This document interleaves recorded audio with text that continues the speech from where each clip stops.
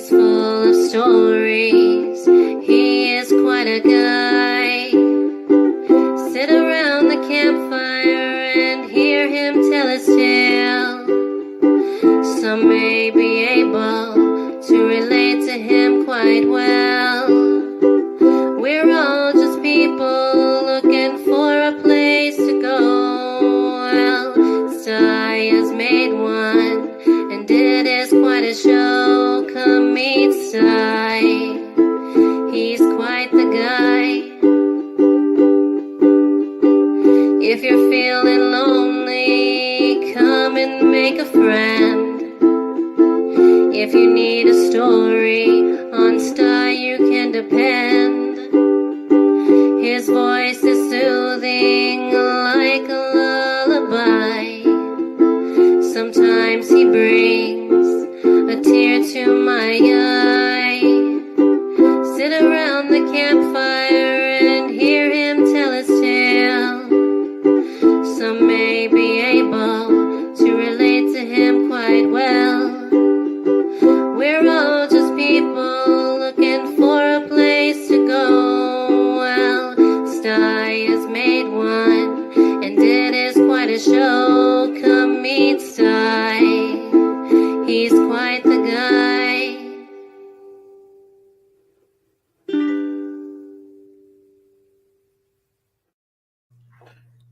Hey, happy Sunday, folks.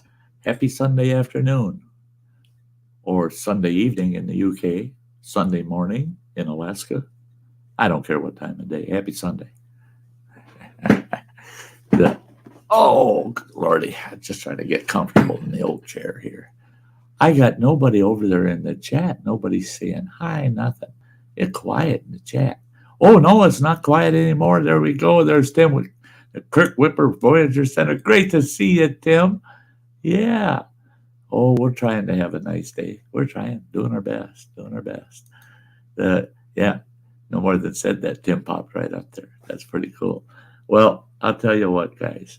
I don't have a lot of update for you guys. So the only update I got is I had my last chemo 3 weeks ago. They gave me an extra week off. They messed up my appointment. So they gave me an extra week off for my chemo.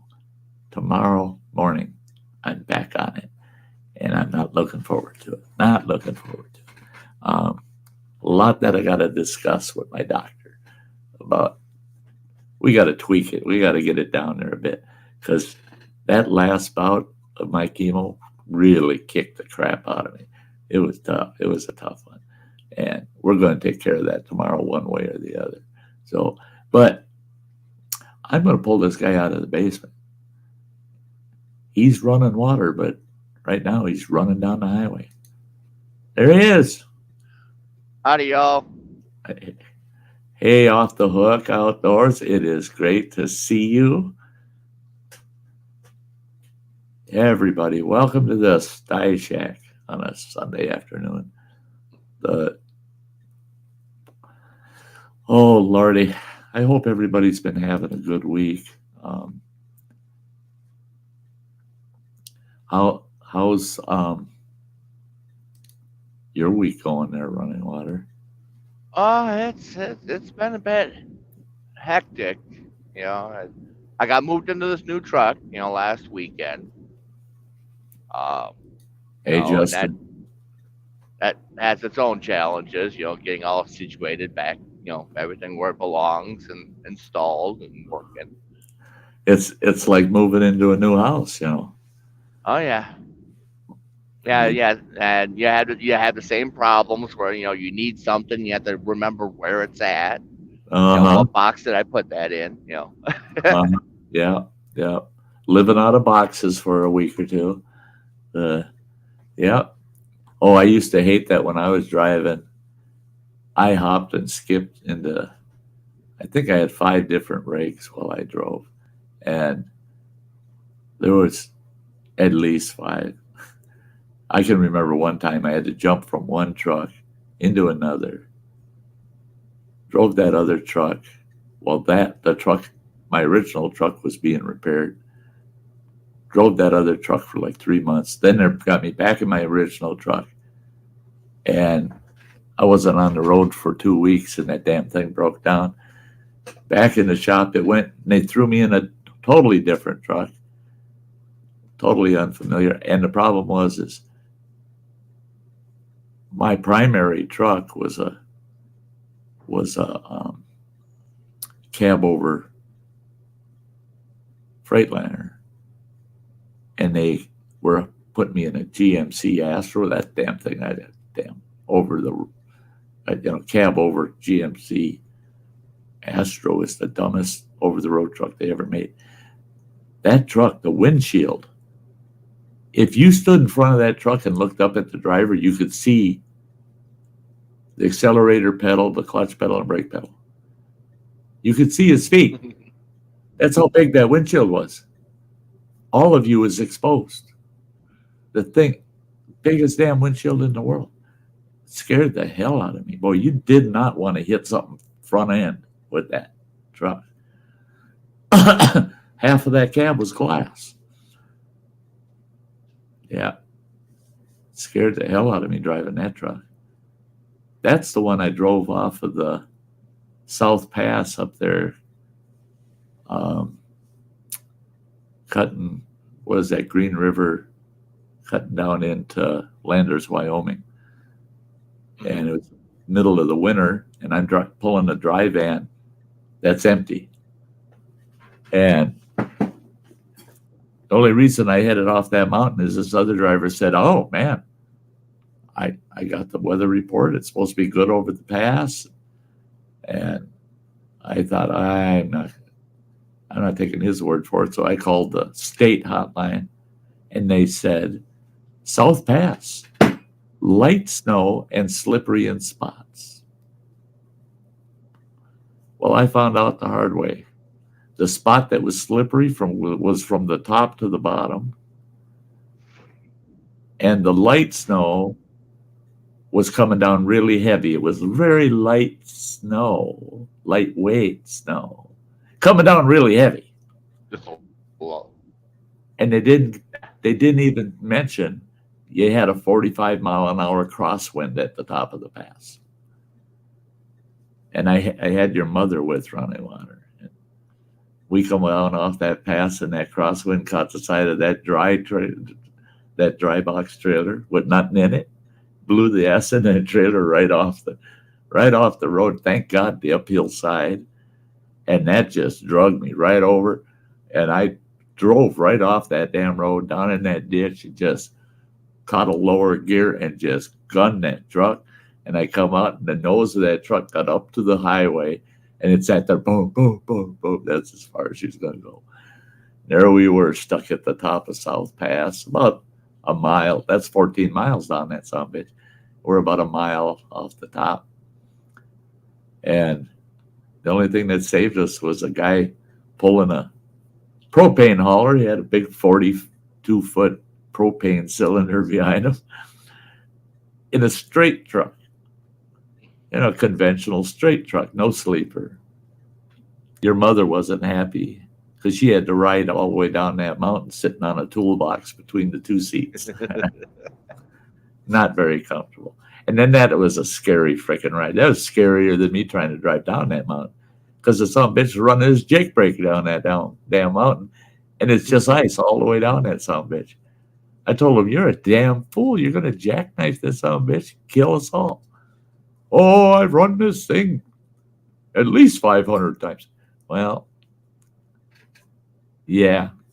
He said he had been with the company for 15 years, and his normal route is coming over South Pass. So that made me feel a little better.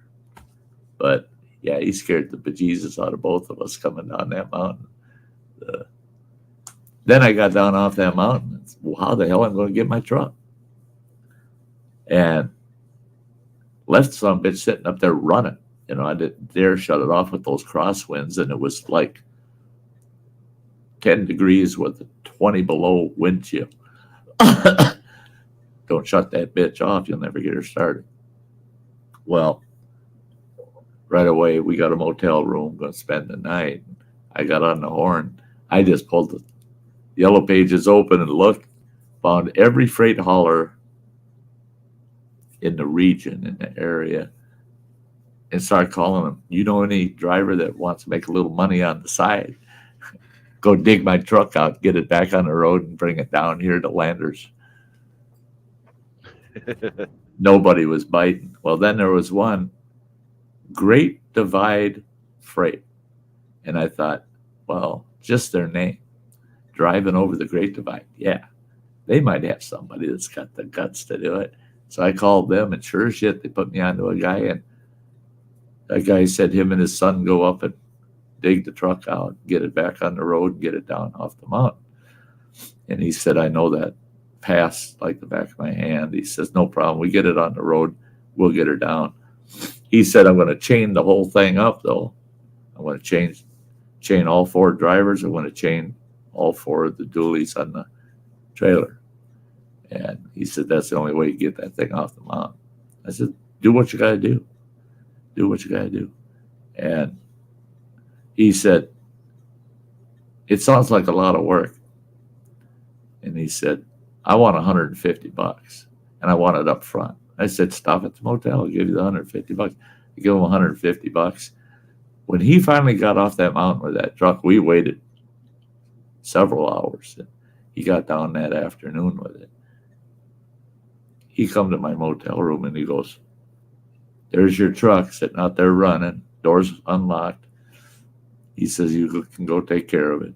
I said, cool, thank you. He goes, and I want you to know, you got that deal for a third of the price that it was worth.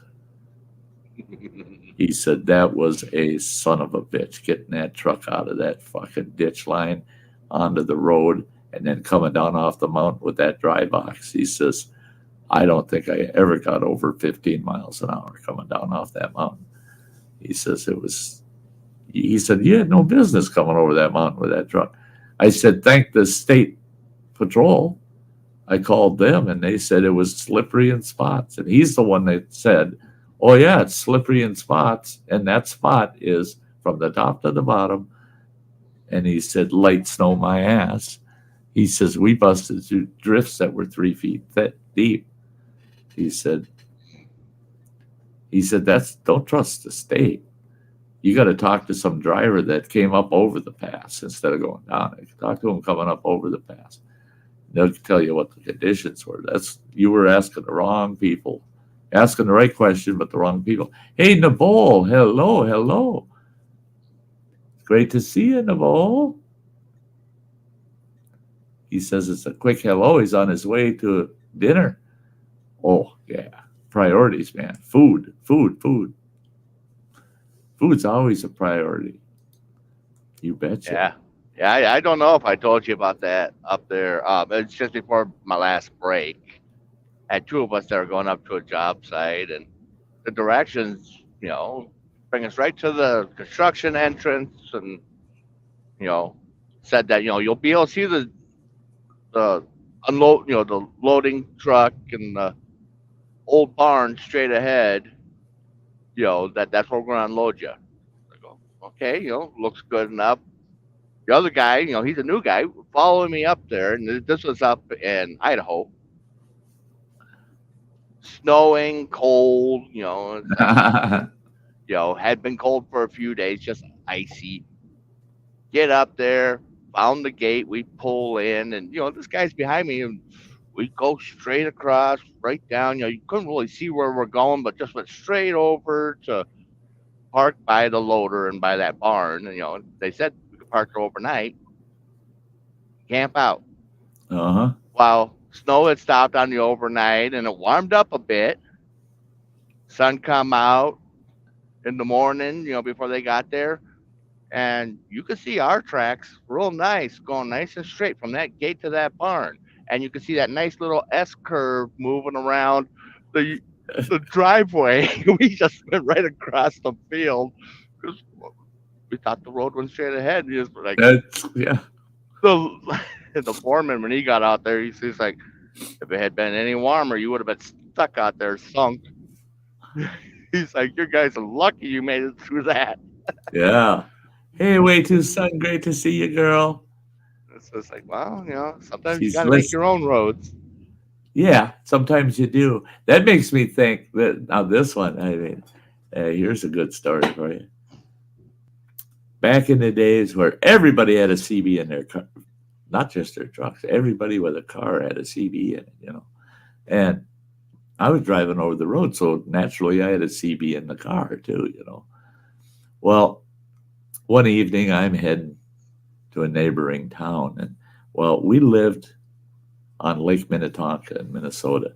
That lake is spread out. There's 486 miles of shoreline on that lake. But it's it's dozens of bays, all connected by channels. And it's a huge freaking lake. Well, Excelsior, Minnesota, Excelsior Bay, is a big bay. Big bay. And all of a sudden I hear somebody on the CB that's saying, hey, can anybody give me some directions? I'm heading to Mound, Minnesota with a load of freight.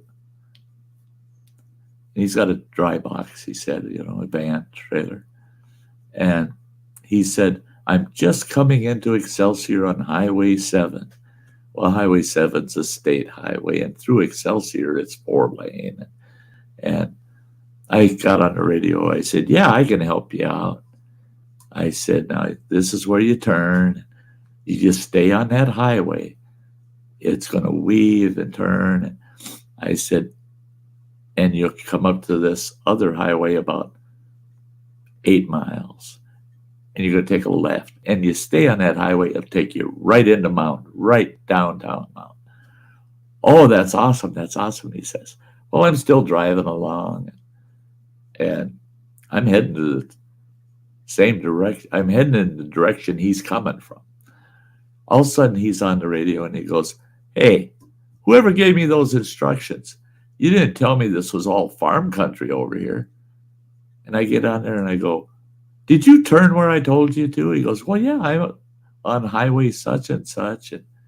And he says, and all of a sudden, it's just wide open fields. It's just wide open.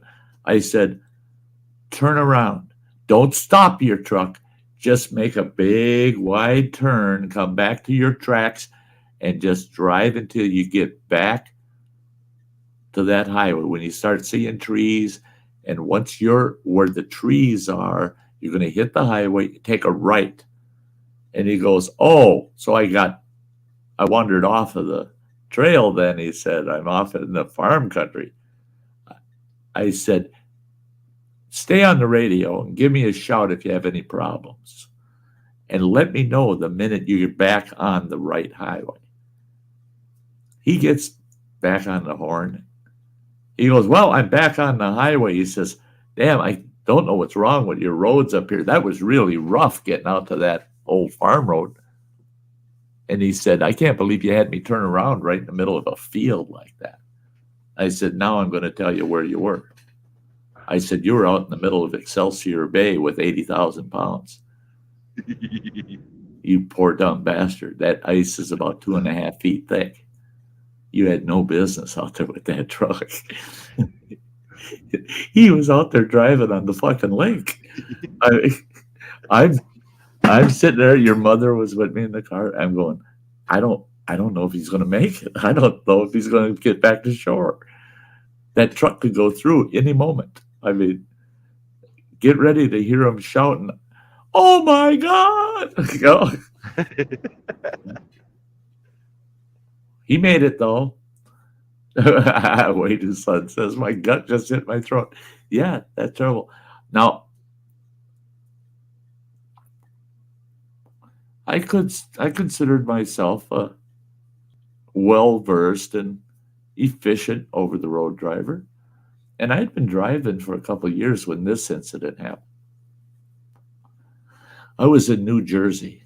Now, I don't remember the exact location, the part of New Jersey, in the state of New Jersey. But I was delivering a load to a Kmart, right? I got all this miscellaneous merchandise for a Kmart. And thank God the load was light. I mean, I don't even know. 10,000 pounds was all that was in that trailer. There wasn't any weight in that trailer to speak of. I get there, and I'm asking for directions into this Kmart, blah, blah, blah, blah. I'm not getting any good directions. Finally, this one fella, he put me onto this one street, and he said, and you're going to see the Kmart off to the left. He says, there's a big parking lot there. You can pull in there and park. It's empty this time of night, because it was wee hours of the morning kind of thing. So I'm coming down that road, and I see the big Walmart or Kmart sign off to my left. I see that. It's, one of those they got out on the street telling you, this Kmart here. See that big sign? And then I see this big parking lot. And I see this approach to it, but it seems awful narrow, almost like it's only wide enough for one vehicle. And I went down that approach. I turned, took a left, went down that approach, and then all of a sudden there was a big ba-boom, ba-boom, ba-boom, ba-boom, like giant speed bumps. I thought, son of a bitch. Goddamn, most cars are going to bottom out on those speed bumps. And I looked around the parking lot, and I thought, what the F is going on here? Here's all these aluminum vent-looking things all over the parking lot. They're about 24 feet apart from each other, but they're all over the parking lot. All of a sudden, I realized, at first I go, holy Christ, this is an elevated parking lot. This is something else. Then I realized, this ain't no fucking parking lot. I knocked two of those fucking vent things, smashed them with the dualies on the trailer, just flattened them right out, and headed right back out the way I came, bump, out, and got on right up to the road. And I stopped the truck, hit the brakes, and I sat there, and I'm just like, holy Jesus Christ. I want to know who built that building. I drove out on the roof of that fucking Kmart. I drove right out on their damn roof, and I turned that truck around, got off that damn roof before it went through the roof of their store. Would that have hit the headlines, man? To have that big old weather shield truck crash through and land right in the middle of their lingerie section, Well, it makes it convenient for unloading right there to the shelf. Oh, yeah. Here I am, guys. Oh, I'm empty. Somebody want to hold the front doors open for me? Because I'm coming through. Oh, shit. I was sick to my stomach for a whole week after that incident. But that's the worst I've ever been in, where it's like, whoa. No. I did have one where I'm way the hell out in the middle of the boondocks in frickin' Nebraska on some frickin' county road that another driver put me onto that was getting me around a scale that I just had to get around. I had to get around that son of a bitch. I was way overweight. And I don't know, I'm like 40 miles down this damn road. I'd have to turn around and go back 40 miles to get back out to the interstate. And where I would be coming back out on the interstate if I kept going forward, it was only about 20 miles. There's a 60-mile stretch of running this whole county road. What do I come across? A 5-ton bridge. And I'm running I'm just shy of the 78,000 plus pounds you were allowed to pull at that time.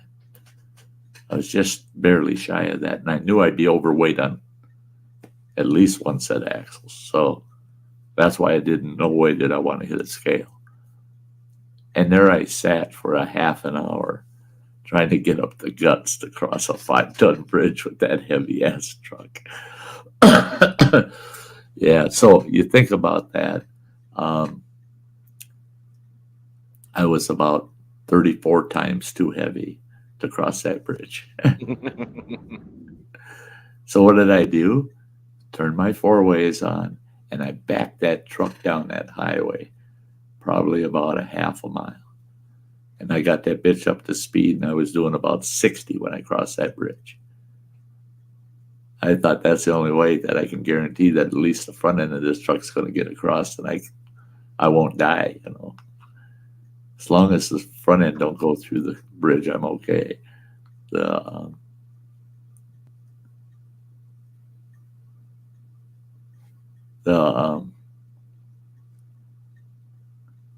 yeah, Way Too Son's on there telling a story about her uncle telling a story about a Sasquatch encounter. He was out in the woods and parked and got into bed, had the window cracked open a bit, got all comfy, and all of a sudden the crickets stop. He sits up. The whole truck started rocking. He said he never got into the driver's seat so fast and on the road so fast in all his life.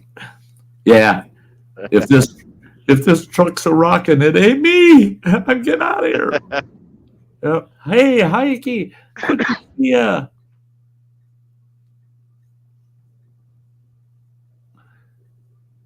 Yep. Yeah, former Youper.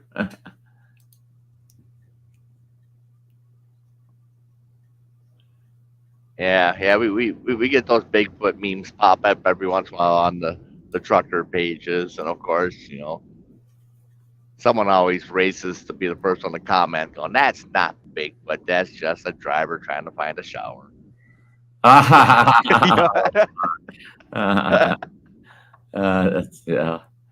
Yeah. Oh, we were talking about. I was talking with your little brother yesterday.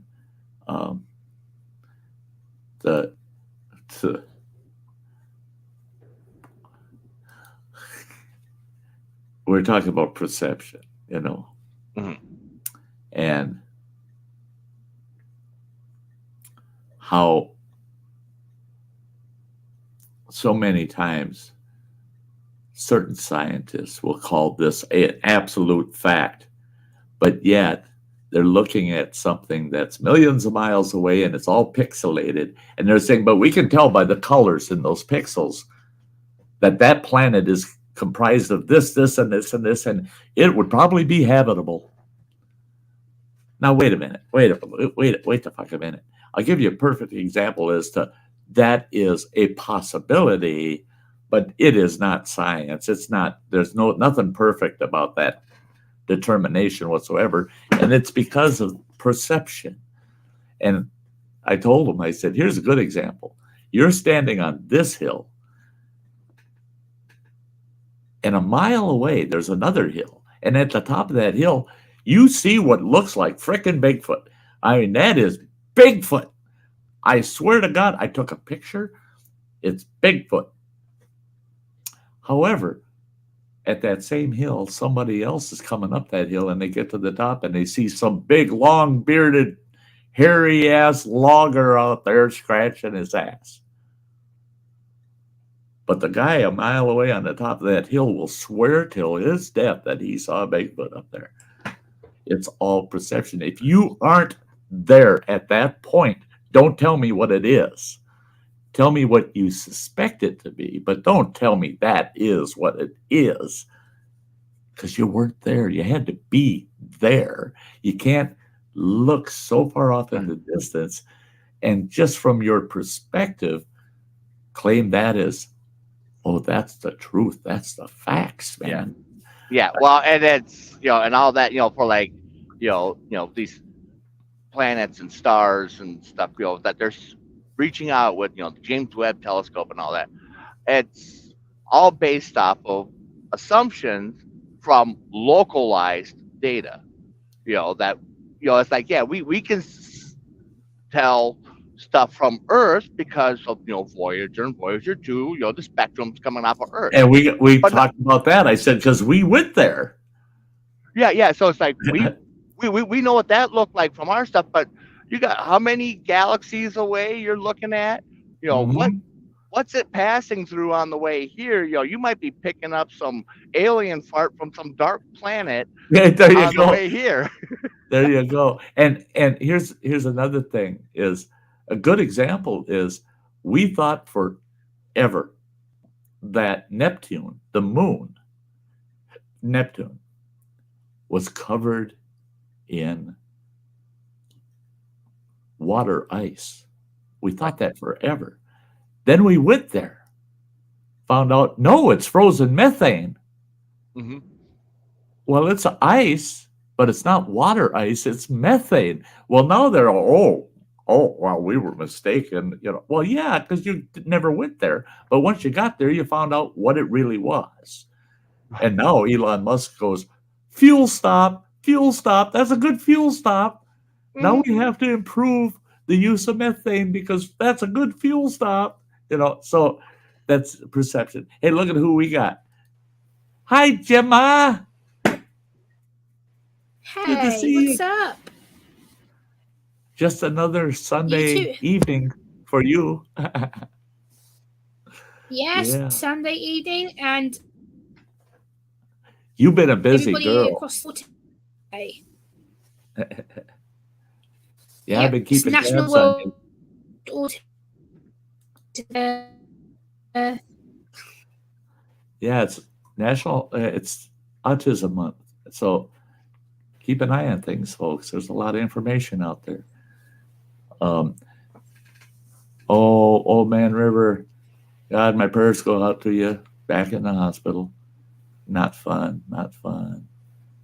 Yeah, our prayers are going out to you, bud. Hang in there, buddy. Hey, Joey. I'll be glad if I never see you. Hey, Joey.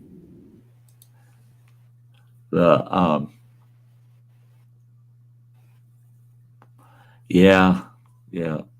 I was telling Running Water earlier, and I mentioned it in my intro that I go back on my chemo tomorrow, and my last bout with chemo was so bad. Yeah. It tore me up so bad. So tomorrow I'm going to be working with them. We're going to try to lower the chemo down a little bit, so that, because it took me a week and a half to recover after my last chemo. It should only take about 4 days, and for it to stretch out as long as it did, it went 12. Was it 12 days? Yeah, it was 12 days that I was just sick as a dog. It was terrible. Not gonna have that. No, I ain't gonna do that. My ex-wife, she went to the cancer center Friday. She had cancer of the lung, liver, and colon. They got rid of the cancer in the colon and the liver and the lung. They got it down to just one tiny little spot with the therapy she was on. Well, then they stopped the therapy and just keeping an eye on it. And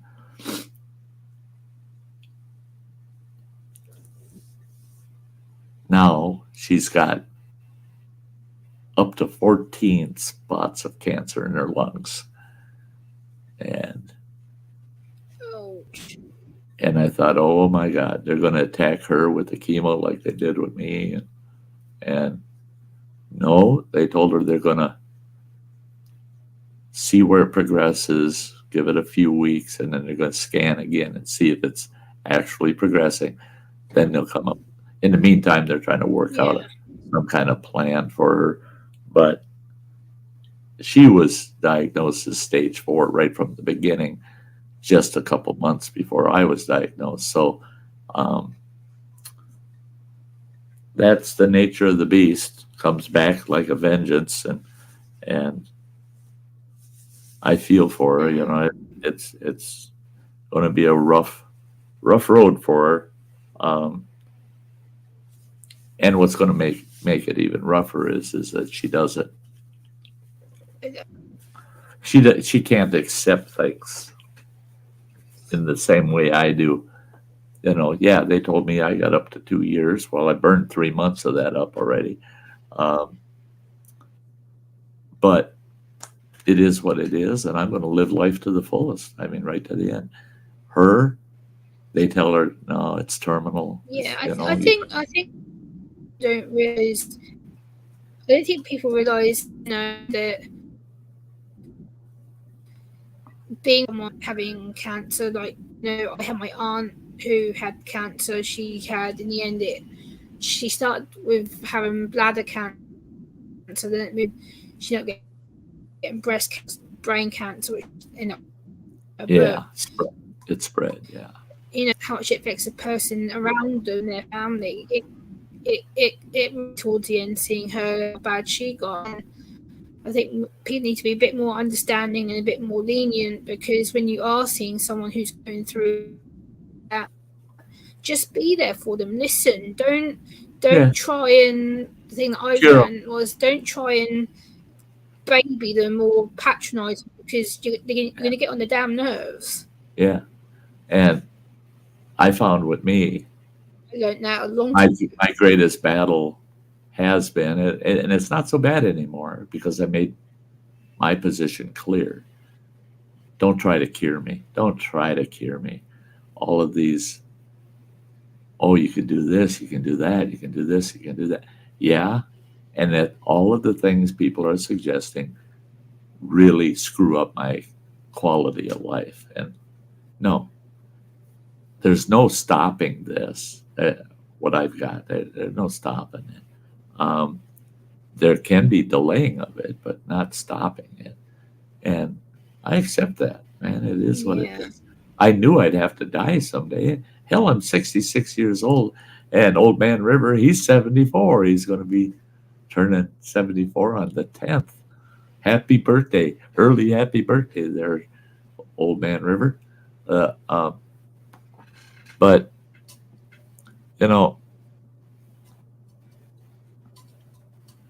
I don't think after you hit 60 years old, if you get any bad news about the rest of your life, and it's going to be short,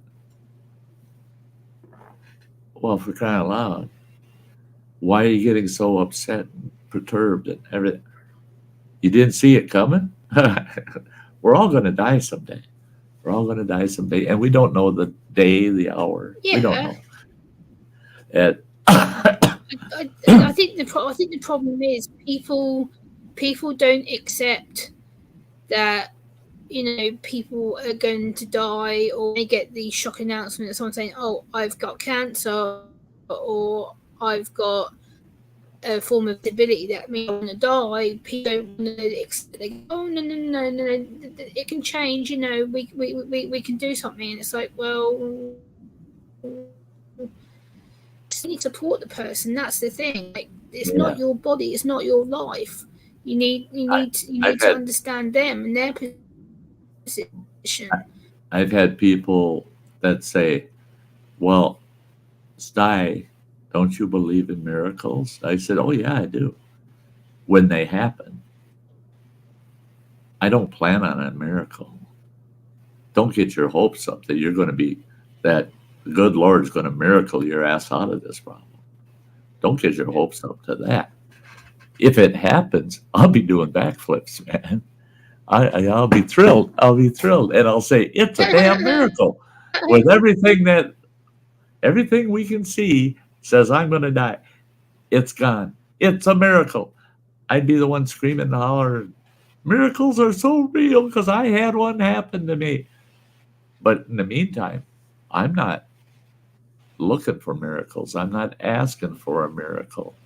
Miracles happen for their own purpose, not because we begged for them. So I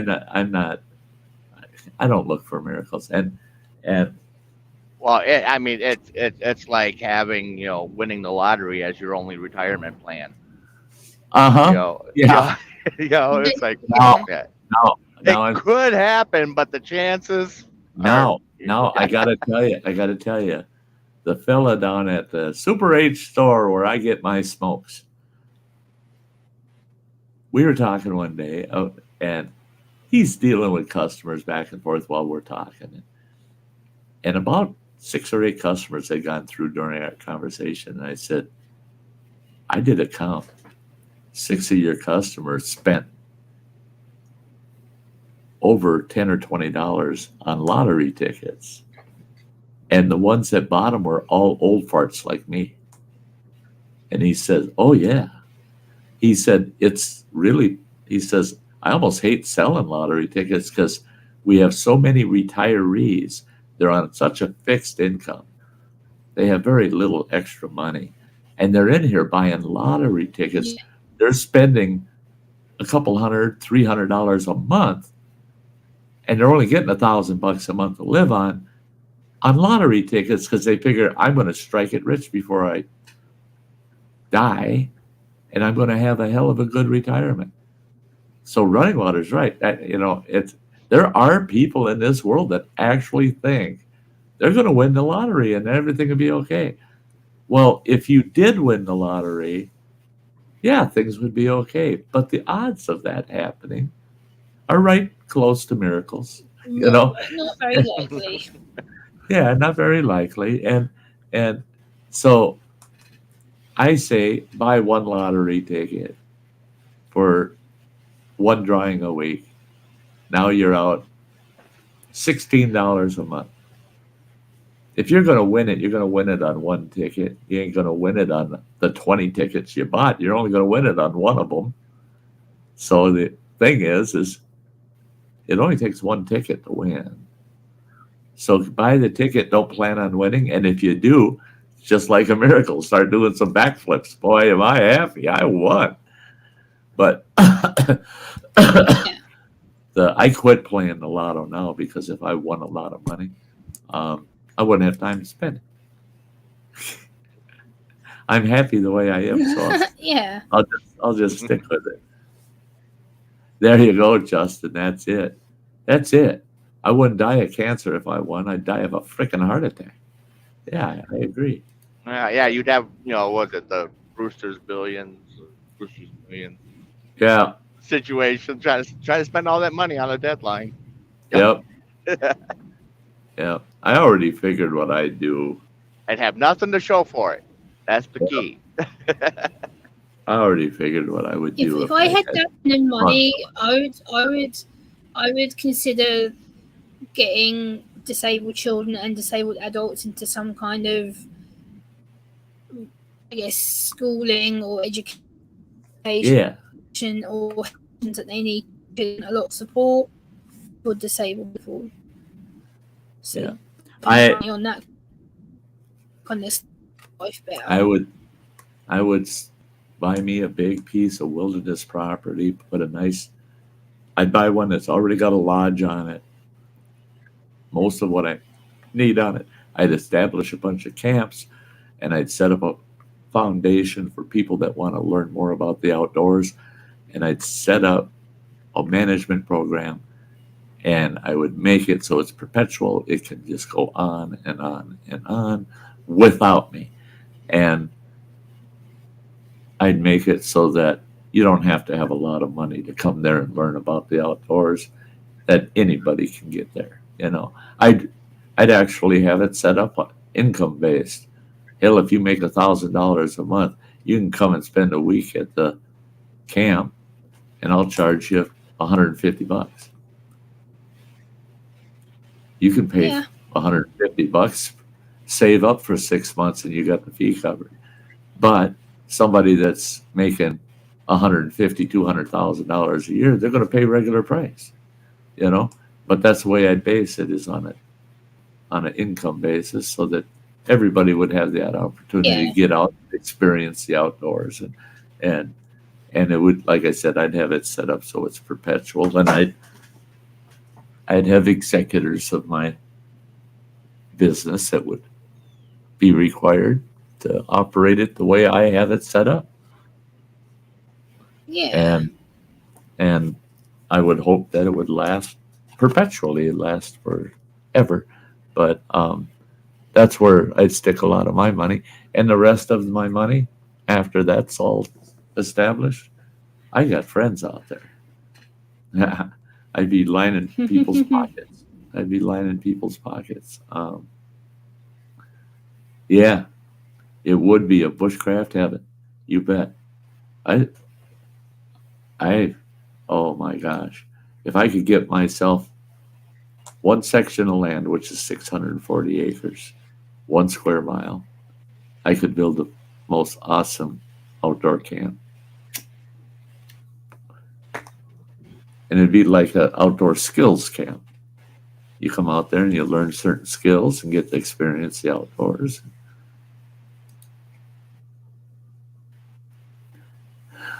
Old Man Rivers says, what a comfort for me, this snark that says, yeah, though I walk through the valley of death, I will fear no evil, for thou art with me. Yeah, there you go. You bet. Yeah. You know, and that's it. I think recently what I've been through with seeing my nan go through her decline pretty rapidly, and that's made me think about life in a perspective. I'm like, okay, Gemma, you need a wake-up call. And seeing her like that, I'm just like, oh no. Get the most out of life you possibly can. Samantha, oh yeah, dear friend of all of us, she put a post up about, I like being goofy. I like to be myself. I like to laugh. I like to joke. I like to have fun. And if you don't like it, too damn bad. And I just, boy, oh yeah, you're dead on. Absolutely. If I would have had that attitude 20 years ago, I know I'd be even a happier person than I am today, because you don't know how short life's going to be. So live it at the fullest, and don't give a shit what other people think about what you need out of life. What you need out of life is important to you. It doesn't need to be important to others. It needs to be important to you. And you'll find out people will come to you. They want to know you. They want to be like you, because that independence of saying, hey, why do I always smile and you're always frowning and talking about the worst things in the world? It's because I'm not going to let the world beat me. I want the most out of life. I want the most out of my life. And I really, really, I thought that I had that attitude when I was younger, from my 20s all the way up into my 50s. I thought I had that attitude as I'm getting the most out of my life. I do everything. I'm doing so much and blah, blah, blah. But I look back now and I go, oh, God, I could have done so much more. I could have made a lot different decisions and gone a lot further with. If I would have had that attitude years ago that I have today, oh my God. I guess in a kind of way I disagree with you, because from what I've seen of you and got to know you over the last 6 years here on YouTube, I've seen the happiest person I've ever met. I've seen you smile and laugh, joke with people, and I've seen you be such a kind man to a lot of people, including myself, and you've changed perspectives on how I've seen things, and like I said, I've different perspectives, and you made my life a hell of a lot better than what it was. Life's lessons have stuck with me, and the reason life's lessons have stuck with me is because I wasn't always the smiley, happy guy. I wasn't always the good guy. I wasn't always just mischievous. I was devilish sometimes. So, and I get a kick out of it because so many people, I've run into so many people over the years that they don't think they've ever done a bad thing or had a bad thought. No, I'm not like that. I never have had a bad thought of it. And I just look at them and I laugh and I smile and I go, you are so full of shit. You're so full of shit. There ain't a person in the world that hasn't thought, damn it, that pissed me off. I want to get even. There ain't a person in the world that hasn't thought some nasty little fox. We're all human. We all do that. Yeah, well, it's in our that was nature. me. That was me today. Took 2 hours to go 20 miles. I'm sitting there like there better be someone dead up there. Oh, Yeah, yeah. He had yeah. took him 2 hours to go 20 miles because of a wreck. Ouch. An Yeah. RV No one hurt. It's just all tangled up. Two mess RVs, blocking the campers, and a road. boat. Yeah. And there was no that happened injury. here day before yesterday. There was a big traffic gridlock here in my hometown, and the two main motorways to get in and out were just completely working, and people were moaning for hours, which is ridiculous. Yeah, but yeah, it's like gonna make me wait this long. There better be someone dead up there. That's Yeah. There better be a What good rotten reason for us thought. to be. What a rotten thought. That's horrible. You're terrible. You're No. terrible. So, I don't think you realise, I think you realise how much you've changed people's life on this platform. Like, you've given so many us a new perspective on many different things, and when you've talked to me, you've changed my way of how I see a lot of stuff. I used to be very stubborn, very direct, very blunt, very sometimes rude and obsessive, and you've opened my eyes up to a lot of different things that I never thought I would have changed my mind on, but I have.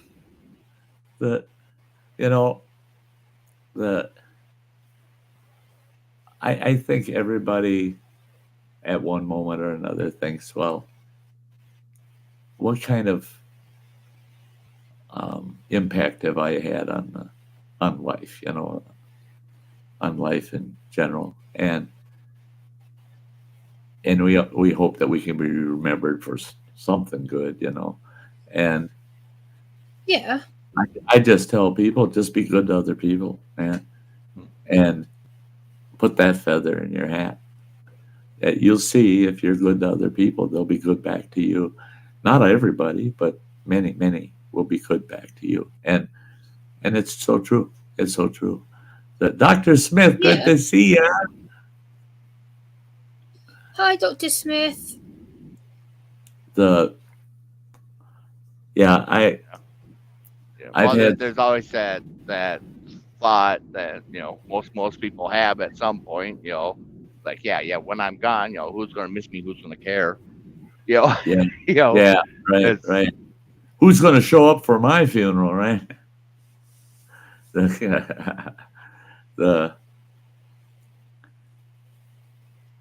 Way too son, Sty has changed my life in such an aspect, like being on YouTube and doing what I do, he's actually helped me to open my eyes to different perspectives and different ways of processing things and seeing people's point of view more rather than being my own stubborn kind of, no, this is what I'm right, and all the rest of you can do. And now I'm like, oh, actually, Gemma, no, you can't be like stuff I was informed.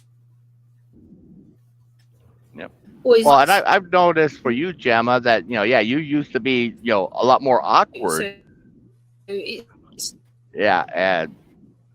when it came to streaming and having live people, you were a lot more awkward before, and now it's just you be you, and just we're hanging out, have fun. Nothing to be awkward about. There's no judgment here. And that's and that, I guess that's been my goal. My goal all along is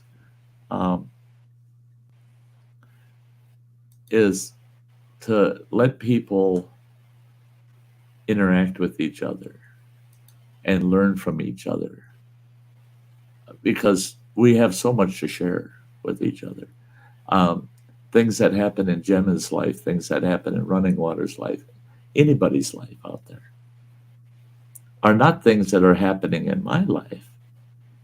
And I need to pay attention to that and what affects their lives, and they should want to know what affects my life. And because if you understand what's affecting other people, if it ever happens to you, you're ready for it. You're aware of that could happen. And how do I look at it? How do I deal with it? How did others deal with that situation? And you don't get that unless you share with each other. And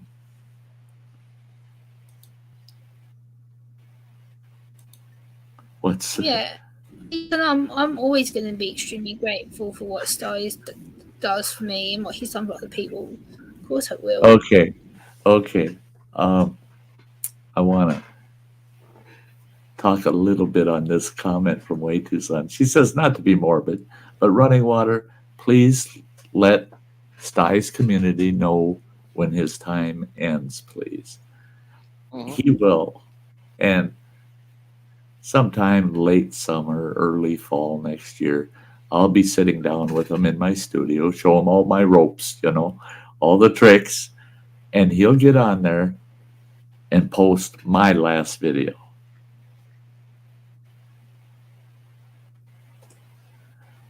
It'll be my goodbye for now video, okay? Just so you kind of get a gist of it. I'm working on that. It'll be a long video, actually. It'll be a long video. Because I'm going to talk a lot about all you folks, all the people that over the last 8 years have impacted my life through YouTube. All the new friends I've made, all the great acquaintances I have because of YouTube, all of you people. I'll be talking about that and how you folks impacted my life. And I will definitely, you will get, when that video goes up, you'll probably find out through Facebook anyway. But because Running Water can post to the Sty Shack. Sty passed away yesterday at blah, blah, blah. Okay. So you'll all know when that day comes. Now, this is still, we don't know what the future is going to bring. But my doctor, he's a great man.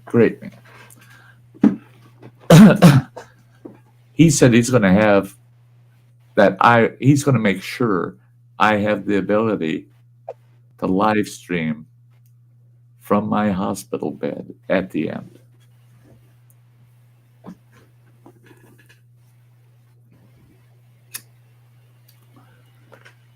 So, as long as I can control the mouse and I can use, I won't even have to be able to use the keyboard. I'll be able to live stream. Running Water and my youngest boy are seeing to that. We're going to get this room downstairs emptied out, take some things from my room upstairs, put it downstairs, move his things into the upstairs room, and then they're going to bring a hospital bed in. Running Water is going to see to it. I've got a flat screen TV right in front of me. Get my computer system moved in there. I got cordless mouse and keyboard. Even if I'm bedridden, you'll be able to see me live. I've got camouflage sheets for the bed. It ain't going to look like a hospital bed. It's just going to be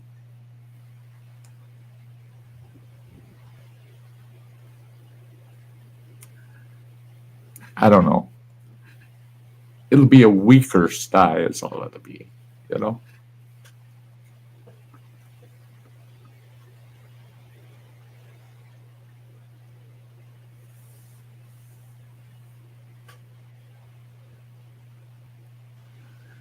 Way Too Sun, you're so full of compliments. Thank you so much. I mean, yeah, I don't look, I don't actually don't look at all for praise in any sense. none whatsoever. No, I want but Sam praise to- where praise is due, and people want to give you the compliments you deserve. oh yeah, way too soon. Oh, the she's talking about our early days, um, mine and her husband's, Richard and her. Um, we're going way back. I mean, way back. I was still out at camp. I was still running camps at the time I met Richard online on YouTube, and it was awesome. It was so awesome. And I have followed Richard and Way Too Son from day one. Yeah. Hey, it's my pleasure to encourage you too. I mean, you two have been through so much in life. Yeah, a lot of trials, a lot of things that you've been through, and you've beat them all. You beat them all. Yeah, you're great. You're great people.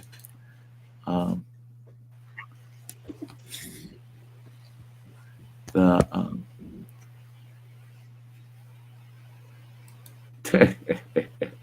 no praise. Okay, Sty's a bum. She said, I wouldn't expect any less. Wouldn't expect any less. Boy, did I love those leftover Chinese from when him and I went out to dinner together. Yeah, I got home the next day. I had my Yeah, that made me leftovers. feel hungry. Did you give him his 401k? No. I still got 4 feet of snow up against both sides of my truck back there. Oh, shoot, that's right. It's in your truck, isn't it? It's in my truck in the armrest, and I was not shoveling that out just to give him his 401k. And that little shit. Well, no, he's not a little. That would be his vesting to shovel that damn thing out. Invested in it. Yeah. I like that idea. But I tell you what, that shit, so we have our dinner. Okay. The waitress walks up with the tab. I take the tab from her. I go, it's on me today. He goes, and he's arguing with me. No, you're not paying for that. Blah, blah, blah. And he reaches over and he manages to snatch that tab out of my hands. And I said, no. See, I got $100 from an anonymous neighbor in my neighborhood here for snow blowing the 500 block here all winter, keeping it open so he can walk his dog down the sidewalk. Well, he gave me $100. I couldn't believe it. And he says I made him pay for lunch. Yeah, I sure did. I forced that ticket on him. He ripped it right out of my hands. Well, then he says, I'm paying for it because it's just one more thing I can hold over your head. I got you another thing. You owe me, he says. You owe me. That's the kind of friend he is. A good one. I love him to death. But that's it, is if I took all my YouTubers that I've become so close to and put them all in the same room, guess what you'd see? You'd see not a single one of them with the same personality. They're all totally diverse. They're all their own people. They're all real. They're real about themselves. Not one of you could I put in a room with anybody else and say, oh, they're so much alike. We have a lot of commonality. There's so many things we have in common, but our personalities are ours, and I love it. I love that we each have our only our own personality. Yeah. We're not influenced by others to be what they want us to be. We're who we are, and I love that in people that take that position. I'm who I am. I'm not who you want me to be. I'm who I am. And that's always been a pet peeve of mine is don't tell me to be you. Um, the I think a lot of us have always had people try and tell us what to do. I know I've had in the past try to conform because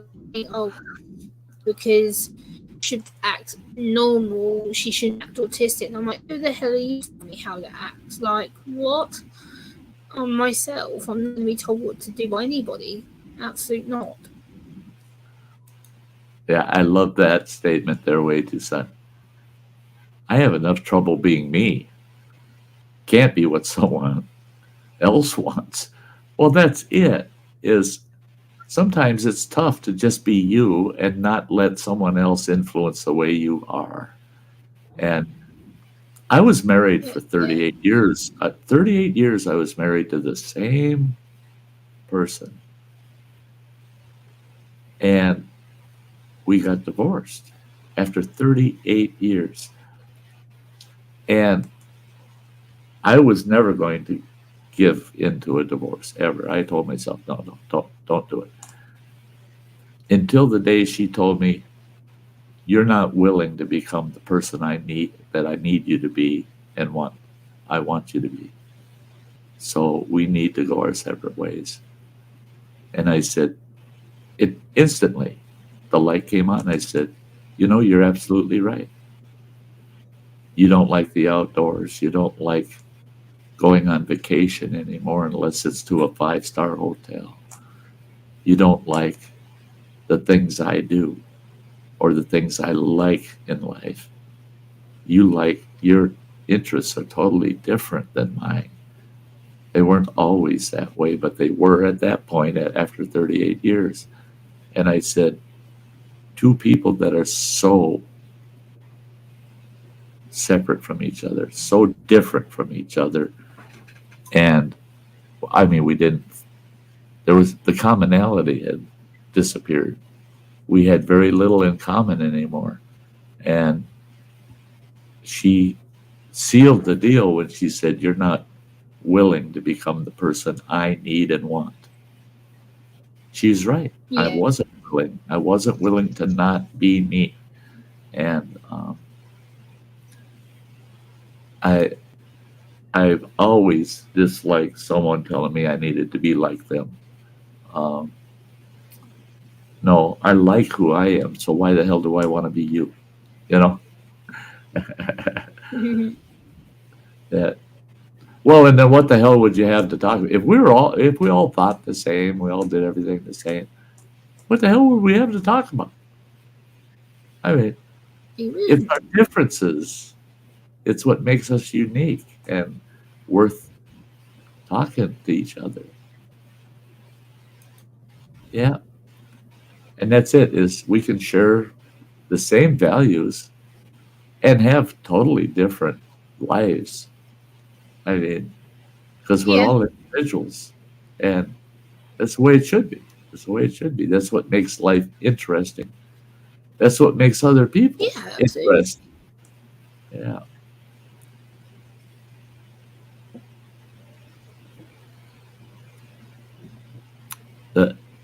There you go. There you go. And I hope you told them, well, the hell with you, because I like myself more than I like you.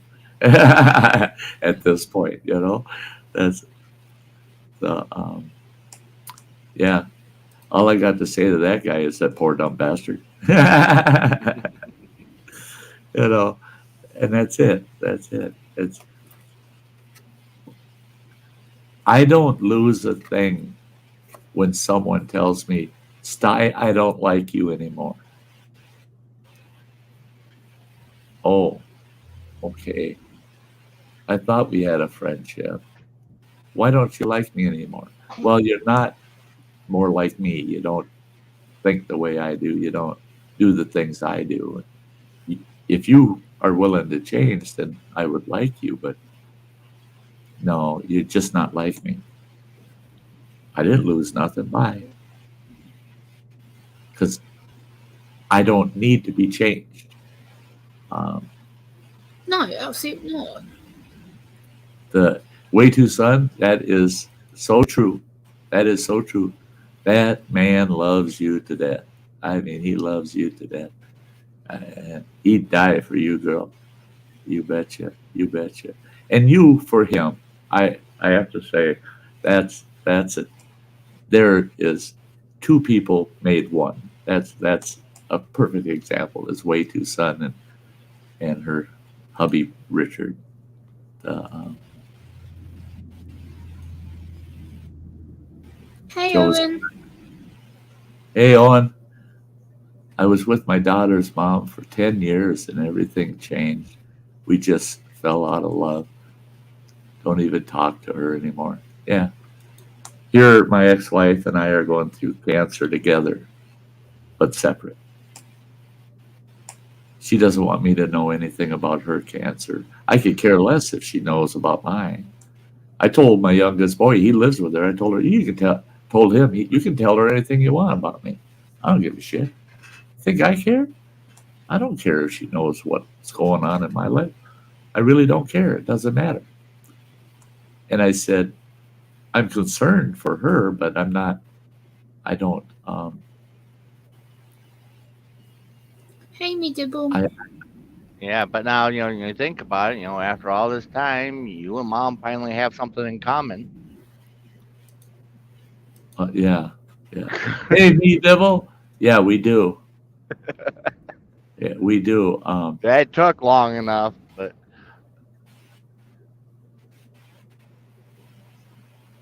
Yeah, that's it, Nibble. We don't have to think identical. Sometimes not agreeing on a certain thing, a lifestyle, anything, is what makes life interesting. Is because now you can, as long as it's constructive discussion, you can constructively criticize each other, and you don't take it as an insult. You take it as information, and you still will make the final decision for yourself what you're going to do in your life. Just don't let someone else tell you what you're going to do. Yeah.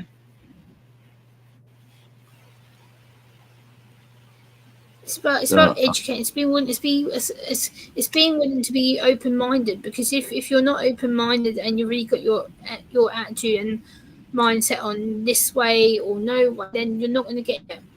I used to be like that in the past. I was very closed minded. It was my way or no way, and now I'm like, oh my god, some choices I've done and things that I've. What the hell are you thinking? Yeah. Well, it's something I feel that we've lost as a society is the ability of, respecting someone's beliefs without having to believe it yourself. Right. It's like, I respect that you believe that. Yeah. Okay. I believe this. Let them believe it. Yeah. No. Now it's like, oh, no, you don't believe exactly the same thing I do. Yep, you're blocked, you're canceled. Yeah. That is so foolish. I mean, and it's like way too son saying, it's my way or the highway is a lonely life. You bet it is. You bet it is. Well, look at her. There's Woods Runner. Hey, great to see you, Woods Runner. Woods, oh, he's great. He's great.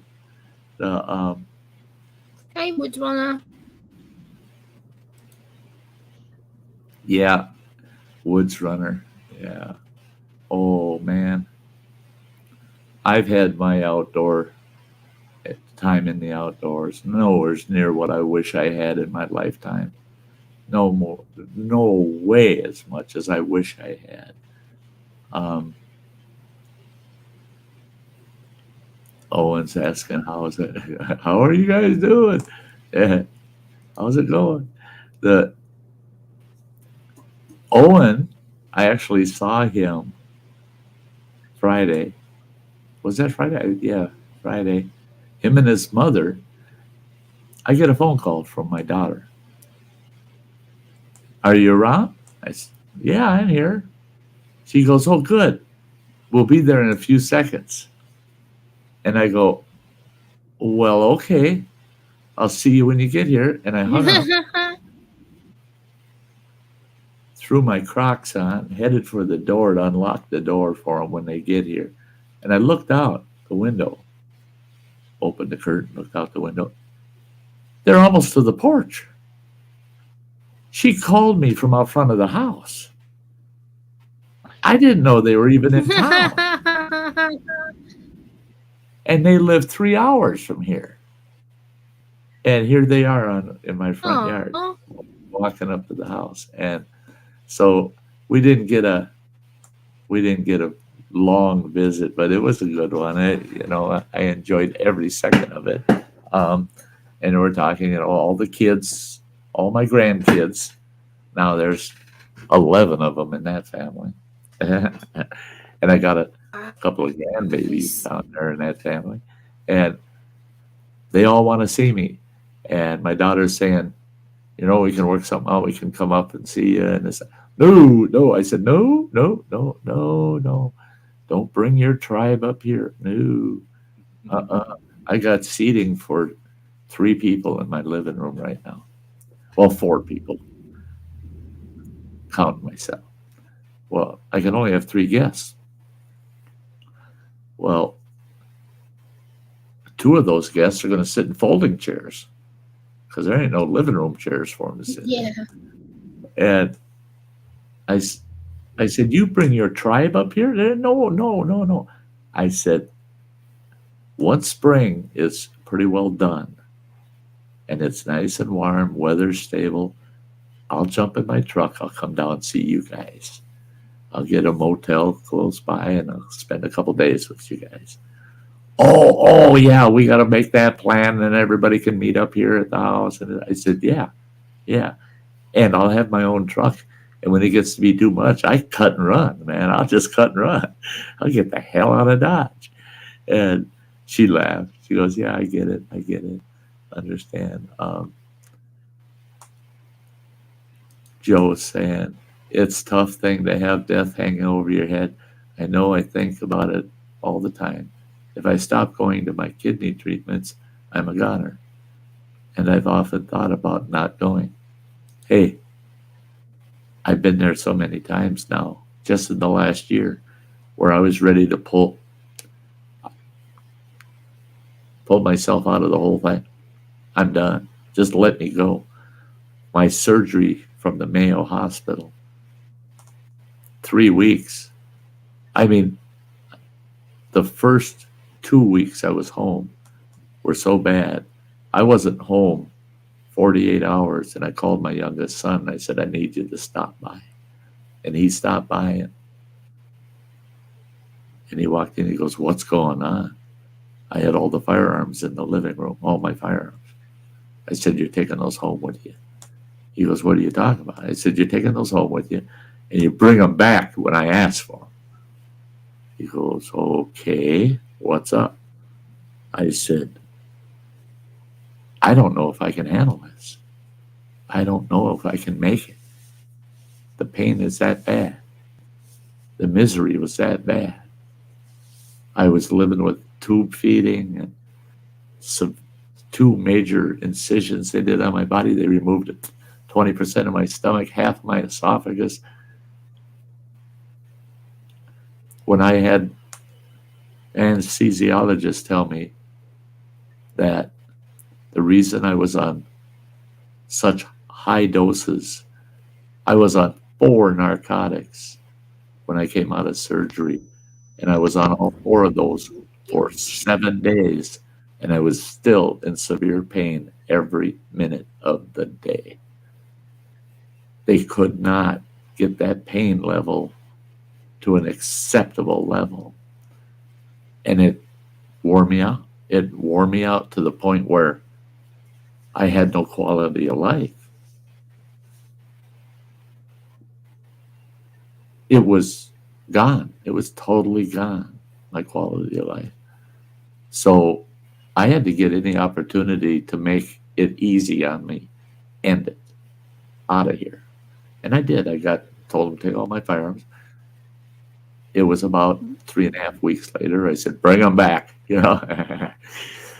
And during that process, Gemma and Samantha Lee and I had a long conversation. And yes, we did.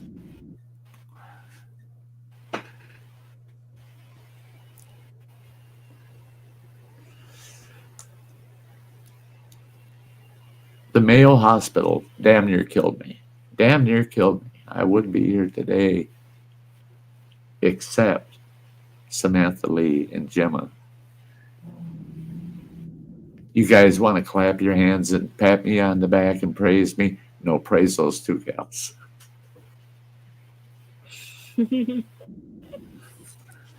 That's what family do. You know, we were there for you in a tough time. We were there just to hear you rant and, you know, listen to your experiences. Is what we do. And, you know, sometimes you just need a certain someone to be your sounding board, to be your advocate, and that's where we listened. We helped you through a time that was really intensely difficult. We got to learn more about you in the process. So for us, it was just a way of learning. And the amazing thing about it is, and I haven't told a lot of people this, but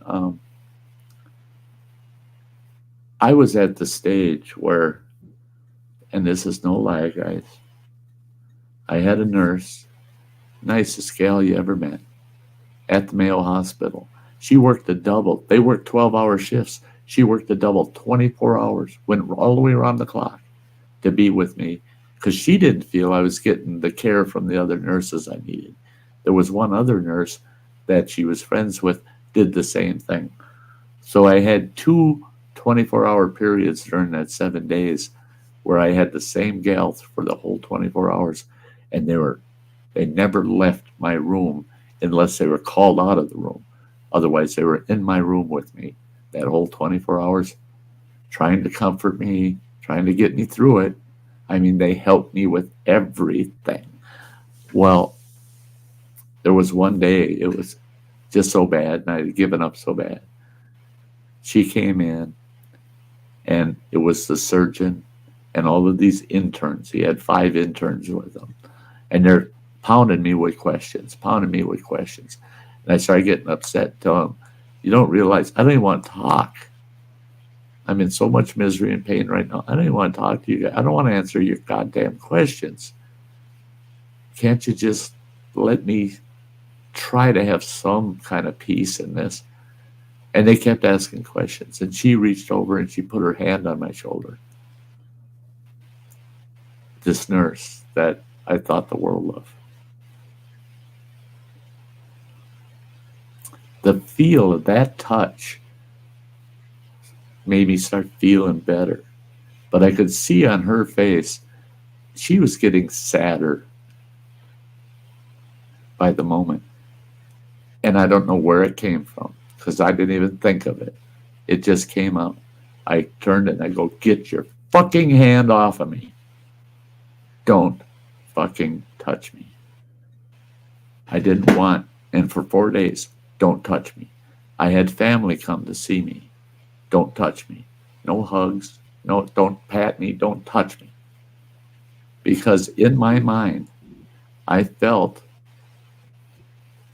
I was sucking off of their energy. I was using their positive energy to try to heal myself. I was taking away from them something that wasn't mine. I had no right letting them suffer, so I felt better. And that's why I took that position. Don't fucking touch me. Don't. Because every time somebody touched me, I felt like I was drawing energy off of them. And so I left the hospital feeling that way. And yeah, I came home. I was brought home by my daughter and a couple of my grandkids. They got me in the house, got me settled. I got all set up with my feeding tube and everything, all that. And they had to turn right around and head home. And they still didn't get home till almost midnight that night. Now, mind you, they drove all the way up to Minnesota to pick me up, and then drove all the way up here to northern Wisconsin, then had to drive all the way back down in south central Wisconsin. Yeah. So I couldn't fault them for getting me home, making sure I'm settled, and then getting the hell out of here. From that point forward, I was alone.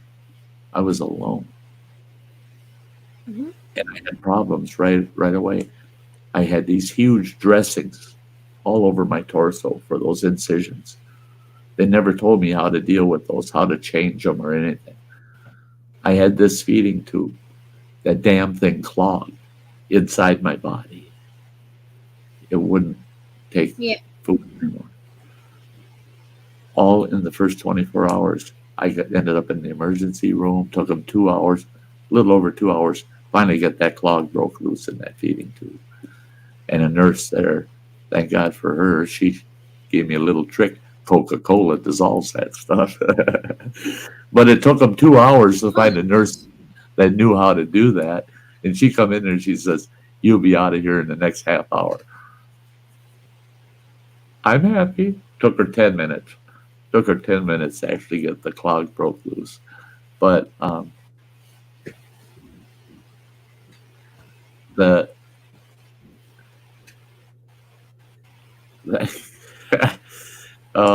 way too son. Yeah. She said, "But that's exactly what you're supposed to do, Sty." And then she said, "You use their love and their health to recover and get well." And see, I understand that. I understand that. I don't take well. I give easily, but I don't take well. Yeah. I'm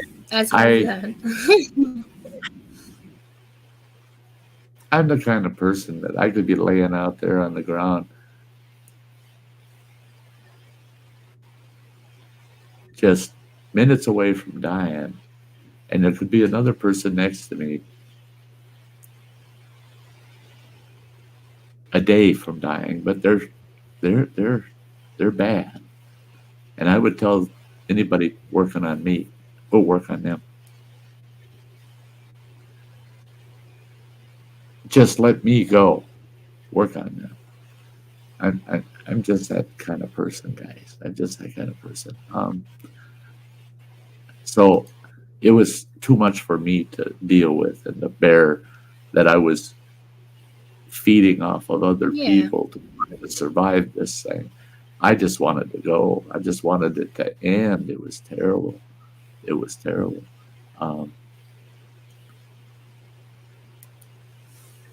That's like you did a thing reaching out to me, when we got the night, and you needed that. You needed someone to voice to, and that's what family and friends do for each other. Down to us when both me and Sam have needed you, and especially when I've been like calling you, "Oh my God, I'm losing my head. I don't know what I'm doing." Blah. And I phone you, you're like, "Gemma, have you tried this? Have you tried this?" I'm like, "Oh, why the hell did I get so agitated?" And then by the end of the phone call, I'm like, "Well, that was stupid. I've got to nothing half the time." I'm like, that was lame. Well, and again, so you've it's us sharing some responsibility for each other, and caring. And and I get it, and it's like the way to son was saying that use their love and their health to recover. That is so true. I totally understand. I get it. But it's not in my personnel. It's not in my structure to ever like receiving. Running water. I shake my head. I don't even know what the hell to say to him anymore. And he knows it. I just like, what the hell are you doing? Yeah, you can suck it up. I have, because he doesn't quit. He'll say, "Oh, look at what I got. And you can use that right up to your dying day. You can use that." He bought a brand new $1,300 snowblower, and he's used it twice or three times. I've used it a lot more because I'm here and I love it. The thing is awesome. I couldn't manage the snow here this winter with my health without something of that quality. And he was going to buy himself a new television, and he needs a new one. He really does. And he's going to buy Yeah. himself a new TV. And he goes, I am so glad I didn't buy that TV because I can get you that snowblower. Let's go get it. And I'm like, you're giving up your TV to get that damn snowblower because I'm such an old sick fart that I can't shovel the snow. Yeah, he gave up that TV to get that snowblower. I mean, so. Well, that's what family does, you know. Running water's your Well, son. and Of seeing- course, he's going to help you. I've learned too that it's like, hey, this is coming tomorrow. Not I'm planning on getting this, because then he'll argue about it. But if it's already on the way, you know, you can't do anything about it. Too many times that's happened. Well, it's like I showed your little brother running water. I showed your little brother all of the shear pins for the snowblower you got. Oh, He yeah. said there's enough shear pins in there for the next 4 snowblowers in history. Mm-hmm. Yep. And he goes, oh my God. And they even came with the little cotter keys with the clips. I said, yeah, it's all there. Because you go down here to our L&M farm supply, you can get those shear pins, but they don't come with the clip. You got to buy those little clips separate. What running water got was 20 of these damn things with the clips. They're a gold mine. I'm telling you, if you do a lot of snow blowing, you catch a dog turd in there the wrong way, you're going to shear a pin. And sure enough, you don't have one. You got to run to the hardware store or somewhere to go get one. We don't have to around here. So my youngest boy said, well, for the rest of this winter, if I need one, I know where to find one. I said, yeah. The rest of this one. Send a couple home with them. Yeah, I didn't want to get off my lazy ass. So, but but he could get up and do it, but he won't need them because it all works out. He's getting a place here in town, and it doesn't have a damn yard. You can, for what grass is there, all you need is a weed eater. It take you less than 5 or 10 minutes. There's no lawn where he's moving. It's a house, but there's no lawn. There's a parking area, and it's right on an alley out front of the house. There's a little flower bed garden, raised kind of garden there. No lawn. I said, that is sweet. You don't have to own a lawnmower. You don't have to worry about the grass getting too tall. Just go out there with the weed eater once in a while. Hey, Peppers, it's good to see you. Does he have a weed eater? Yeah. I couldn't remember if he already had one or not. Oh, he's got a heavy duty bugger. Okay. I was going to say he could have that corded one that we got since I got the cordless. Yeah.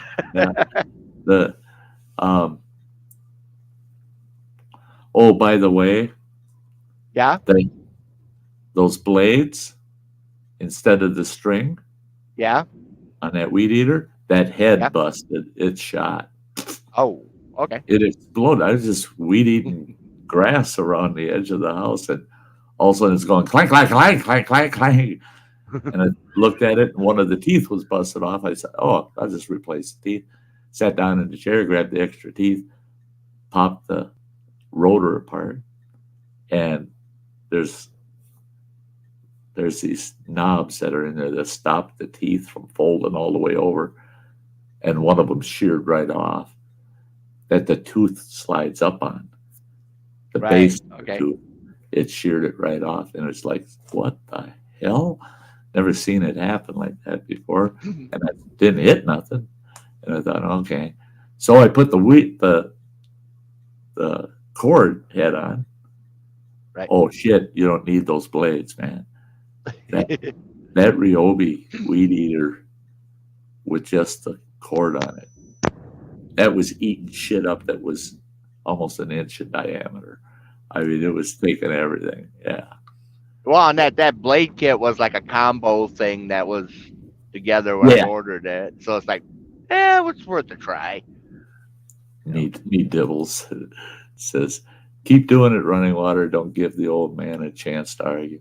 But let's see. I haven't used the weed eater yet. I haven't used my chainsaw. The gas chainsaw. Way too, son. Goodbye. Thank you for being here, love. Send my love to Richard. Yeah. Yeah, it's like I've never used that chainsaw, that Husky. Yeah. In fact, that's got to get pulled out this spring. Service it, sharpen it, and make sure I can still pull start the salvage. That's the problem I have now with pull starting things, is all the damage that was done to me was on the right side, and I can't pull start left-handed. I just can't do it. That's why that snowblower's got the little plug.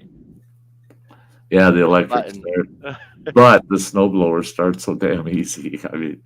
I mean, I think a 6-year-old could start that. That bugger start. If you got her set just right, then you only give her a couple of pumps to prime it. First pull, run it. Yeah. But yeah, you got all kinds of Ryobi tools here that haven't actually been put to use yet. Didn't you get a Ryobi? Maybe I'm mistaken. Like a Dremel? Yeah, it's over. It's in a brown box over there. It's in one of the brown boxes over here in the stack. Okay. Yeah. It was a combo set that had the Dremel, hot glue gun, and a solder gun. Oh, okay. Because the hot glue gun's sitting right over here, so it must have been taken out of the box. So the box has probably got the solder gun and the Dremel still in it. Right. The brown box. Okay. Hey, this only takes 40 seconds, guys. I don't want anybody to go anywhere. Stick around. This only takes 40 seconds. I got to shout out my channel members. I gotta praise them every stream. This only takes 40 seconds, so don't go anywhere, anybody.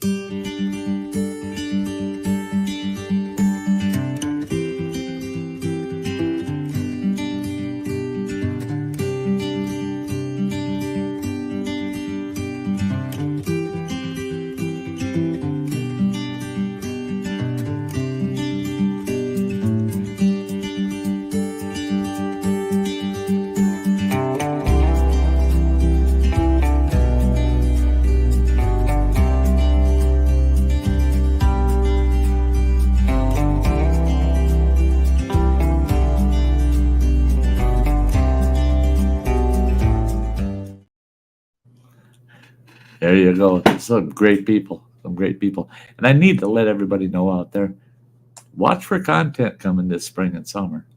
Come hell or high water, I'm going to be out on the road visiting some places I haven't seen in a while. And I got to go see some of my favorite waterfalls again. And we'll see what the spring and summer comes up with. I have a fixing the yard video that I did last fall that I haven't posted. I'm going to post it once I see the snow gone. I'm going to post it, and then I'll do one where I finish the yard. The yard's close. The yard's really close. I got one pile of debris to get out of the yard and a bunch of wood to cut up. Otherwise, it's there. In fact, I get that pile of debris out, we can seed that whole side of the yard and have a nice lawn in there this summer. So, yeah. I'll definitely well, that bit there on the side of the house is getting thick enough that we can start shaping it, as a hedgerow, type deal. The what? That one bit, where the stumps are at, it's getting thick enough. I already did. Could shape it. I already did. I already did. Okay. So there's a walkthrough kind of in the middle of it, right between the two groups of stumps. and I cut all the growth back so you can walk under it, right up to it, walk all the way around it. But there's enough growth in there that'll brush out just beautiful. And you'll have this like little natural archway that you can walk through right through the center of it without losing our privacy. And it's gonna look great. It's gonna look great. I mean, I got it trimmed right. You see all the stumps; they're just plain as day, with all that growth coming out straight up instead of out and all over the fucking place. Yeah, I managed to get that all trimmed up and all that brush hauled up into the cut up pile. Stuff to nip up, and it'll be ready to throw in the fire pit this summer. Yeah.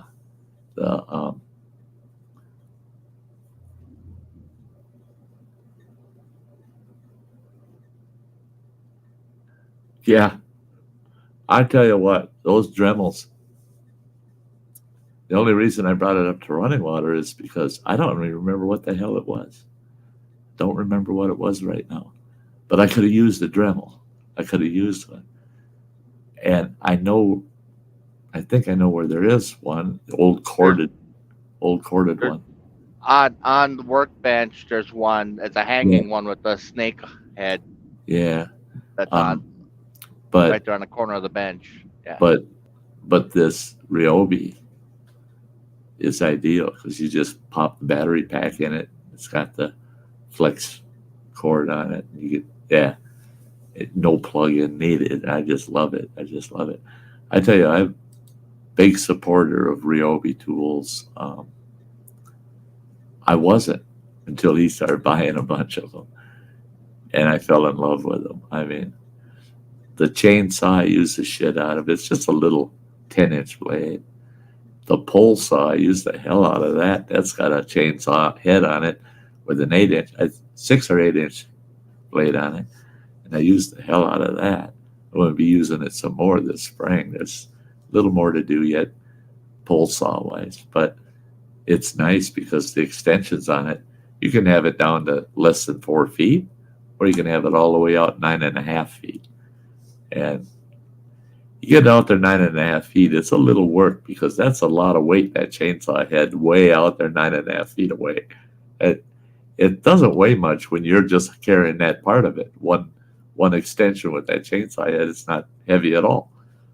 You put that way out there 9.5 feet away from you, all of a sudden it turns into a heavy piece of equipment. Yeah, but it cuts so good. It's sweet. Yeah, I can't complain, I guess. I was telling Running Water before this stream, I can't wait till all the snow's gone and our hiking trail here is opened up.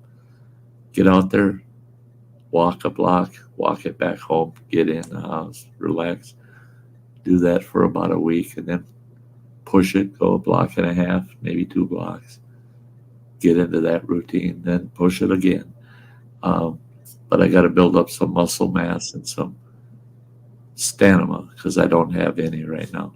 It's a chore now after the stream here in about 15 minutes or so.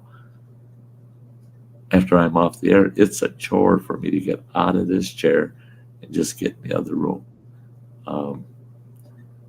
I heard the mailman out here today. It's Sunday, for crying out loud. Our U.S. Postal Service now delivers on Sundays. Yeah, I know they dropped off something I had ordered a while back, and it's on back order. Little tin sign placard. I'm gonna I haven't decided which bathroom I'm putting it in yet. But it's got like a dragon on it holding a roll of toilet paper. And it says, "Your butt napkins, my lord." Yeah, your butt napkins. Woods Runner. I tell you what, I don't know if it's our age or what, but I didn't mind the first month of winter, even with the heavy snow blowing we had early in the year. Didn't mind it. Then it was like spring can come anytime. Our typical spring here, the last 2 weeks of March are usually the muddy month. Just wet and muddy for the last 2 weeks of March and the first couple of weeks of April. Wet and muddy because all the snow is gone. You know, I was telling Running Water, Easter's next week, for crying out loud. There ain't no Easter egg hunt because you put those colorful plastic eggs out there for kids to find. They're going to stand out like a sore thumb on all that damn snow. The kids won't even have to work for it this year. But they're going to have to go out there in their winter gear to get it. Here, take a look at what it looks like outdoors here. That's our front yard. You can see sidewalk. I mean, that's the new snowblower sitting there looking out over the front yard saying, bring it on, I'll take you on, you know. But it better talk to me first because I don't know if I'm willing. But that's a lot of snow yet. That's a lot of snow yet. I want it gone. I want it gone. And MT's saying probably our age. It could be. I really think it could be.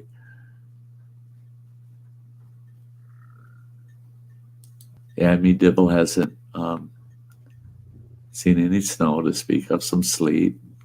Yeah. Woods Runner, he's going to end up with, me Dibble's going to end up with a lot of snow because we're both going to send some there that direction, right? I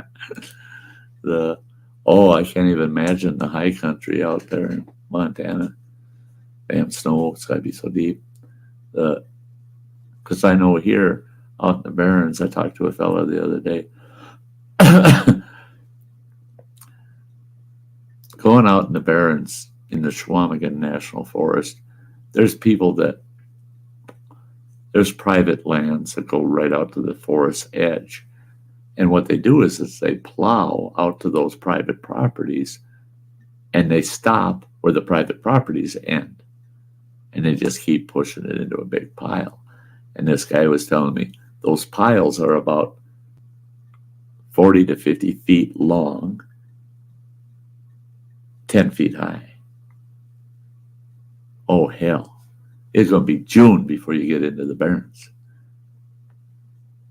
It's a totally different year this year. I'm just knocking on wood. We don't get heavy rains in April and May, which is very typical up here. Because we could end up with some May or June severe flooding up here. We had several years back, we had a storm come through and drop a lot of rain after a heavy snow winter, and it took out 14 bridges. We had communities you couldn't get to at all for up to 4 weeks, a month, that you couldn't even get into the community. They couldn't get out, you couldn't get in. And it was bad. It was bad. And me Dibble just can't accept that snow. Don't blame you. Hey, my description of the Barrens sounds like Woods' driveway. Yeah.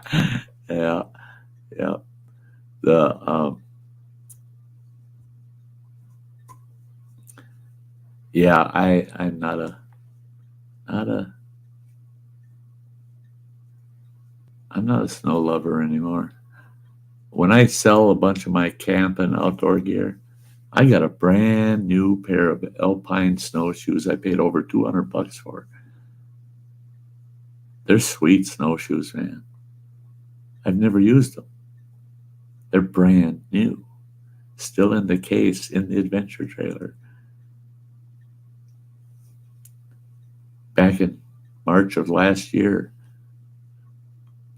early March, I was so looking forward to this winter because I was going to get out there and do some snowshoeing. I was going to go into Lost Creek Falls, and hike in a few spots on the snowshoes, on those new snowshoes. I've had them this is the 3rd year, and they're still brand spanking new, never been used. I'm going to sell them in the sale. And if some bitch ain't willing to give me $100 for him, he can kiss my ass. I had somebody I was talking to. I told them some of the things I'm going to sell, like my Predator gas generator. I told him, I said, I need $500 for it. He said, oh, that's an awful lot for a used generator. I said, it got used one season. I said, that some bitch runs like it's brand new. It looks new, for Christ's sakes. I said, it's electric start. It's got all the features on it. It runs for 18 to 22 hours, depending on how much of a load you put on it, on 2.5 gallons of gas. Show me another generator that gets that kind of performance. It's a 3,500 watt generator. Puts off plenty of juice. And I paid over $800. I paid $850 for it. You want to buy that same generator today? It costs $1,000. So I'm selling mine for $500 with one season on it. And he said, it's still too much money. I said, well, then guess what? You kiss my ass. I'm going to get what that item is worth, not more than it's worth. And I'm not taking a stabbing on anything. I either get what it's worth or it ain't for sale. It just ain't going to, ain't going to happen. And he just couldn't get that. He couldn't get that. He said, well, yard sales, you expect cheap prices. I said, well, then you're expecting too damn much. Sorry, you can kiss my ass. You know, I didn't buy it to give it away. If I had bought it to give it away, I would have given it away a long time ago.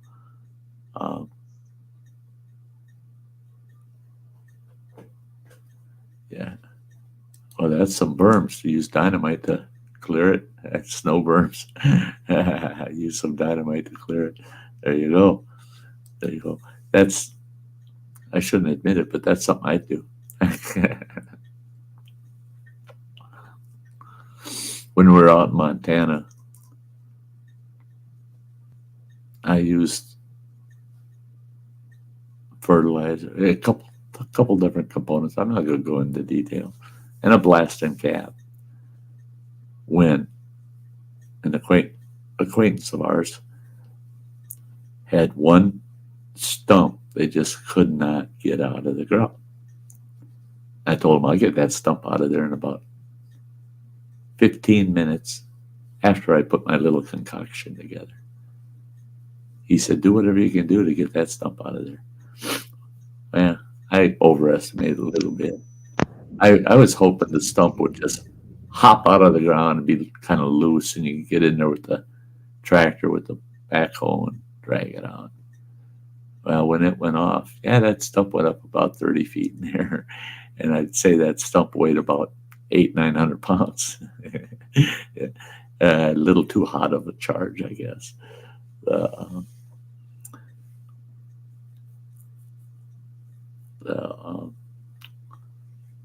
Yes, Justin says, snow be gone.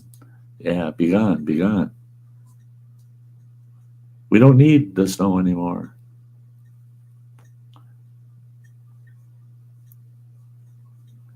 Yeah. Playing with explosives. Why not? Just don't blow body parts off. That's all.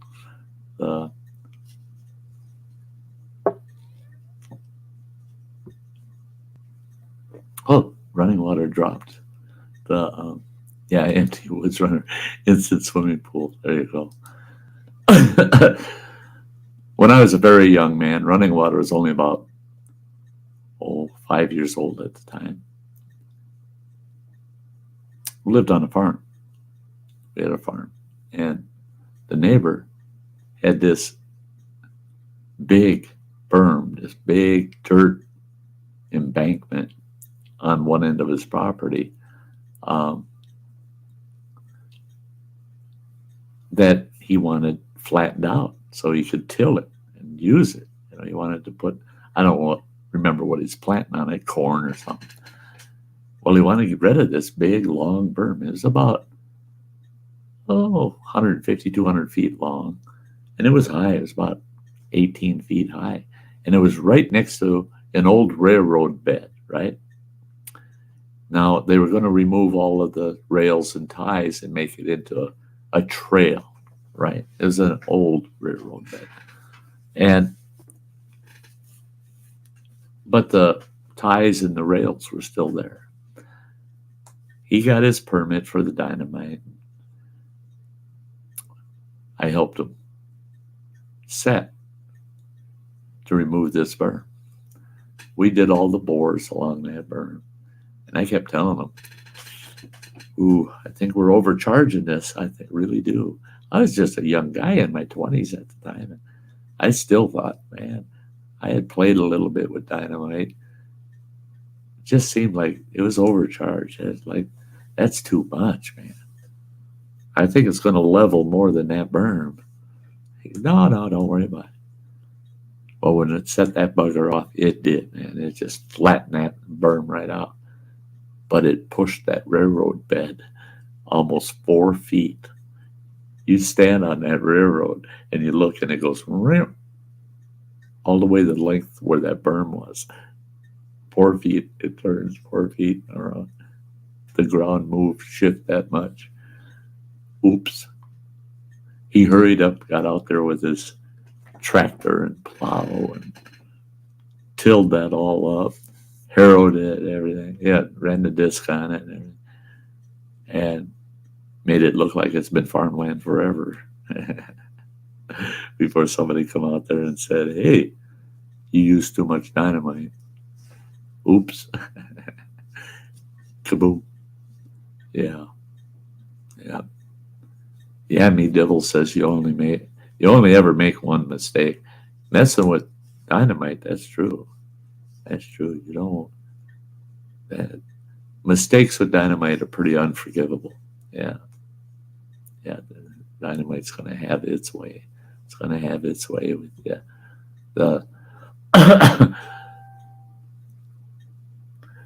Me Devil. I'm glad that track wasn't in use either.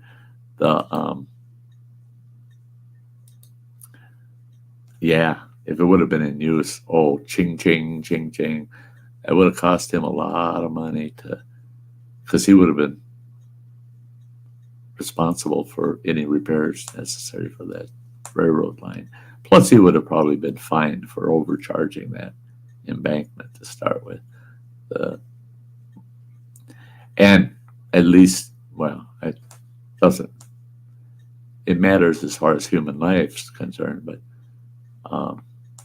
at least it was a freight rail. It wasn't a passenger rail. And it was the only thing they hauled on that freight rail was grain. They were hauling grain across Minnesota farmland. And so if he blew a train off the tracks, it'd be just corn and wheat and oats and crap all over the place. His cows would ate good for a while.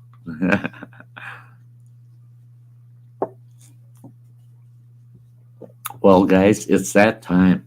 We're at the 2-hour mark. And this old boy's got to eat something. I got to go eat. I've got a bunch of chores I got to get done. And I got to get to bed bright and early tonight. Because I got to get up bright and early tomorrow morning. Kind of sucks.